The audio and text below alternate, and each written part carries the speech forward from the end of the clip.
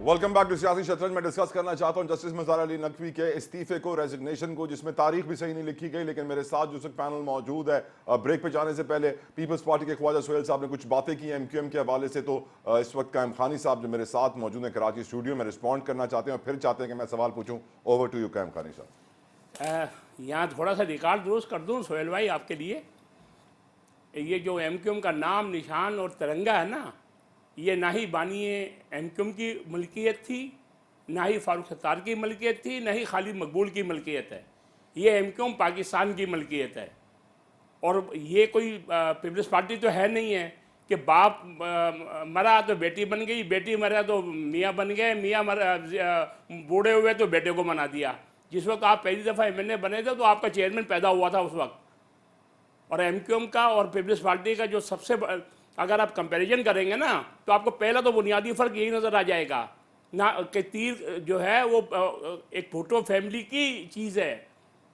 ये जो तिरंगा है एमक्यूएम का, जो निशान है, जो नाम है, ये एमक्यूएम पाकिस्तान की मलकियत है।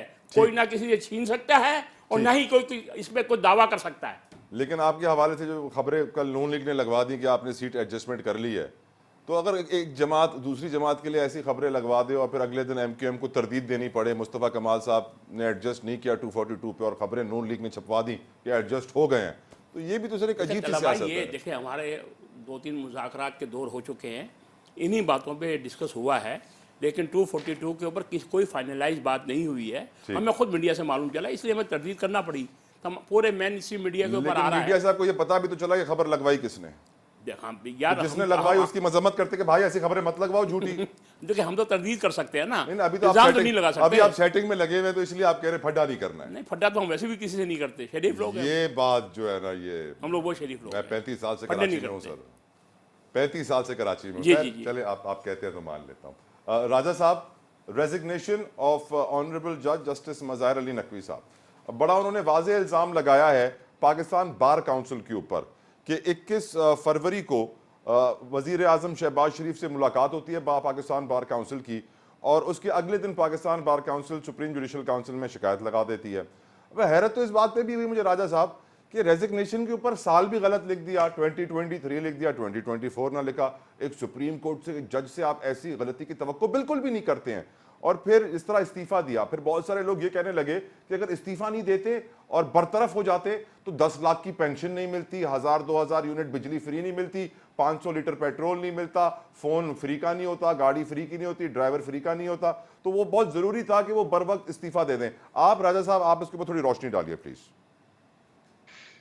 देखिए, ये अगर हम अपनी जुडिशल हिस्ट्री देखते हैं तो उसमें काफ़ी जजेस ऐसे हैं कि जब रेफरेंस आता है और चूंकि वो जजेस होते हैं तो वो समझ जाते हैं, और फैसला करने वाले भी उनके ब्रदर जजेस होते हैं कि उन्हें लगता है कि नहीं, अब ये जो बात है, ये जो वो एलिगेशंस लगा रहे हैं कि ये बात जौन सी है, कोई जैसे हम फ्री एंड फेयर की बात कर रहे हैं, इन्वेस्टिगेशन या इंक्वायरी या एक उनके सीनियर प्यूनी जज साहब के लेटर्स वगैरह आए हैं, तो उस तरफ नहीं बढ़ रहा। तो पेंशन से कहीं ज्यादा बड़ी एक स्टिग्मा होता है जो कि आपके ऊपर लग जाता है कि अगर आपको किसी ऐसे एलिगेशन में बरतरफ कर दिया जाए कि जो कि एलिगेशन तमाम उम्र काजी फायज ईसा साहब के साथ क्या नहीं हुआ राजा साहब? उनकी बेगम तो रो पड़ी थी अदालत के अंदर, लेकिन फिर भी उन्होंने इस्तीफा नहीं दिया। यही केस था उनके ऊपर भी, asset beyond means. You are 100% right कि उनको पूरी बात पे और अपने ऊपर भी यकीन था, लॉयर्स कम्युनिटी पूरी की पूरी उनके साथ थी, और उन्हें पता था कि जनाब अदलिया में लॉयर्स और जजेस में वो अपना केस लड़ सकते हैं। लेकिन मैं समझता हूँ कि ये मज़ाहिर अली नकवी साहब गालिबन उन्हें नज़र आया है कि यहाँ तो supreme court bar association, Pakistan bar जिसका आपने जिक्र किया, ये खुद ही रेफरेंस लेके आ गए। और ये रेफरेंस कब लाए कि जब आपने देखा कि पीडीएम और ये प्रेशर था जजेस पे, और फिर कुछ पॉलिटिकल ऐसी चीजें बनी कि उनके खिलाफ जो एलिगेशंस आ रहे थे कि उठा के कोई कॉल्स लाई जा रही थी और कुछ और इस किस्म का मवाद था, तो इसमें फैसला उन्हें ही करना था। और उन्होंने मेरी नज़र में ये एक बेहतर फैसला किया है। क्यों? इससे ये बात से मैं बिल्कुल एग्री नहीं करता कि जी 10 लाख की तनख्वाह का कोई इश्यू था या पेंशन का इश्यू था। उन्होंने अगर इस्तीफ़ा दिया है तो शायद इस चीज़ से बचने के लिए कि जो उनके खिलाफ कार्रवाई हो रही है, जिससे वो समझ रहे थे कि कानूनी तौर पे वो दुरुस्त नहीं है और गैर जानिबदार नहीं है, तो उन्होंने ऐसी सिचुएशन में इस्तीफ़ा देना बेहतर समझा, जो कि उनका एक कानूनी और लीगल राइट है और ये कोई पहली नज़ीर नहीं, इससे पहले भी इस तरह हो चुका है और उन्होंने ये रास्ता चुना है।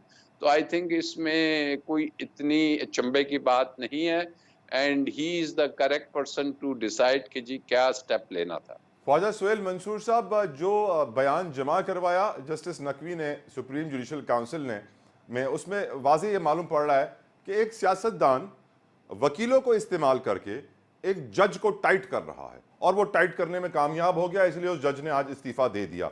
आप सर समझते हैं कि ये पाकिस्तान की तारीख में ऐसे वाकयात भरे पड़े हुए हैं, आम सी बात है इस तरह का रास्ता अपनाना किसी भी जज को टाइट करने के लिए? ख्वाजा सुहेल साहब देखिए, मैं पहले तो कायम खानी भाई की एक बात कर दूं कि MQM पाकिस्तान जो है वो इनके कायद की भी मिल्कियत नहीं थी, बल्कि वसीम तारिक और इमरान फारूक ने ये एक जमात बनाई थी जिनको कत्ल।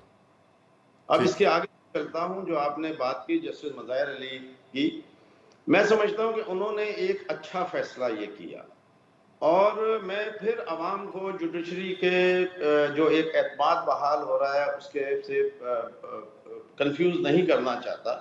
देखें, एक गुड कंडक्ट यही होता है कि अगर मेरे ऊपर एक इल्जाम लगे तो सर फिर काजी फायज ईसा ने इस्तीफा क्यों नहीं दिया था जब उनके ऊपर ये इल्जाम लगा? मैं आपको एक बात बताऊं, देखिए हर एक के अपने एक आसाब की हिम्मत है। जस्टिस फायज अली की ईसा के ऊपर जो एलिगेशंस लगाए गए थे वो बड़े जेन्युइन वो थे कि उसके अंदर उनको फंसाने की कोशिश की गई, क्योंकि हमारे यहाँ जो लीडर्स हैं, अब ये इमरान खान साहब की जब जस्टिस साहब ने बात ना मानी और उन्होंने अपने असूलों के ऊपर सौदेबाजी नहीं की, तो मैं कहता हूँ शर्मनाक बात है कि उनकी आप बीवी के ऊपर केस बना रहे हैं और जो प्रूफ हो गया कि उनके वो असासे पहले के थे। इसी तरह जो अब इनके ऊपर किया गया जस्टिस मज़ाहिर अली के ऊपर, ये कह रहे हैं इन्होंने शहबाज शरीफ की बात नहीं मानी। अगर किसी सियासी लीडर का ये दबाव था तो मैं समझता हूँ कि ये इनका एक अच्छा फैसला है। और जाहिर है कि अगर उनके ऊपर कोई एलिगेशंस हैं तो उनके इस्तीफा देने से ये तो नहीं होगा कि उनको नैब में या किसी और जगह के ऊपर केस में नहीं लाया जा सकता या FIA में नहीं लाया जा सकता। बिल्कुल लाएं, और उनके जब वो अब उस सीट से हट गए तो अब उनका एक असर रसूख खत्म हो गया और एक नॉर्मल आदमी के तौर पर उनसे कोई भी इन्वेस्टिगेशन एजेंसी जो है वो कार्रवाई कर सकती है। और जो आपने आगे सवाल किया कि बात यह है कि जुडिशरी को इस तरह से दबाना, देखिए अगर हम अपने इदारों को, जो हमारे 3 सुप्रीम इदारे हैं जिसमें पार्लियामेंट है, अदलिया है और अफवाज पाकिस्तान है, अगर हम अपने सारे 3 सतूनों को, पहले असम्बली को बदनाम किया गया कि हर पॉलिटिशियन खराब है। देखिए हर एक जगह पे कुछ लोग अच्छे हैं, कुछ बुरे हैं। मैं ये नहीं कहता कि हर एक अच्छा होता है, लेकिन मोस्टली आपके पास लोग बुरे नहीं हैं। लेकिन क्योंकि हमारा माजरत के साथ, क्योंकि मीडिया का भी जो एक हमारा सिस्टम है वो ये है कि खबर पहली किसने चलाई, बगैर उसको तहकीक किए हुए और बगैर उसको रिसर्च के बगैर हम वो फेंक देते हैं अपने डब्बे जो है टीवी के ऊपर। और हमारे यहाँ क्योंकि डेफेमेशन का कानून नहीं है कि अगर आपने मेरी इज्जत उछाली है तो आपको ये पता होना चाहिए कि इसकी आपको सजा मिलेगी। जिस दिन हमारे तो कत्ल का कानून नहीं, आप डेफेमेशन की बात कर रहे हैं सर। निजाम सही हो जाएगा तो उस दिन ना किसी जज पे इल्जाम आएगा, ना किसी जर्नल पे इल्जाम आएगा, ना किसी पॉलिटिशियन पे इल्जाम आएगा, ना किसी ब्यूरोक्रेसी पे आएगा। तो मैं समझता हूँ कि इस वक्त सबसे बड़ी जो जिम्मेदारी है इस मुल्क को बचाने की, चलाने की, बॉर्डरों की है, वो हमारी अफवाज पाकिस्तान की, और मुल्क के अंदर का कानून बनाने की पार्लियामेंट की, और उस पर इम्प्लीमेंट कराने की अदालतों की। ठीक सर। तो जिस दिन इंशाल्लाह ये तीनों सतूनों के ऊपर इनके खिलाफ प्रोपोगंडे और इनके खिलाफ जो है गलत अल्फाज और गलत चीजें बंद कर दी गई और इस कानून की और इस 3 सतूनों की हुक्मरानी आ गई, तो मेरा नहीं ख्याल है कि इस पाकिस्तान के अंदर कोई भी गरीब हो या अमीर हो, वो किसी किस्म का भी जुर्म कर सकेगा या किसी किस्म की हरकत कर बिल्कुल सकेगा। ठीक सर, लेकिन इस वक्त तो सोहेल साहब हाल ये है ना, हम फ्लोर ऑफ द हाउस पे कितने पार्लियामेंटेरियंस को कहते हुए सुन चुके हैं कि गरीब के लिए कानून कुछ है, रईस के लिए कुछ है, और यकीनन रईस को पकड़ना मुश्किल ही नहीं नामुमकिन है। अगर आप पैसा है तो आप कत्ल करके भी आजाद हो सकते हैं। इजाजत दीजिए कि देखें, आज जुडिशरी ने एक आमिर की मरने के बाद भी सजाए मौत को बहाल कर दिया। जी जी, लोगों का सवाल यह था कि मरने के बाद क्या है, लेकिन ये देखें, ये एक साबित कर दिया गया कि कल को अगर कोई इस किस्म के आइन को तोड़ेगा तो उसकी सजा मौत है। ठीक सर, ठीक सर, ठीक सर। इस फैसले को भी अप्रिशिएट किए जाए। यकीनन यकीनन मैं करूंगा, आगे चल के सवाल पूछूंगा आपसे इस हवाले से। मैं अब ये सवाल फयाज कायम खानी साहब आपके सामने रखना चाहता हूँ।